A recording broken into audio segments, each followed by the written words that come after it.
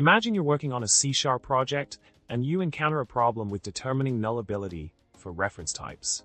The issue at hand is that while it's easy to find out if a value type is nullable using the type itself, things get a bit tricky when it comes to nullable reference types.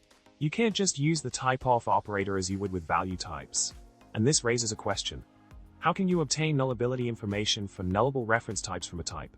Now let's delve into the solution. Nullable reference types in C# are annotations on existing reference types, not new class types. These annotations help the compiler catch potential null reference errors in your code. This is why using typeof on a nullable reference type like string results in an error, CS 8639. To check if a reference type is nullable, you'll need to work with a property info or field info, as shown in the code snippet provided. Continuing with the solution, to determine if a property is marked as nullable, you can utilize the NullabilityInfoContext class to create an instance based on the property info of the property you're interested in.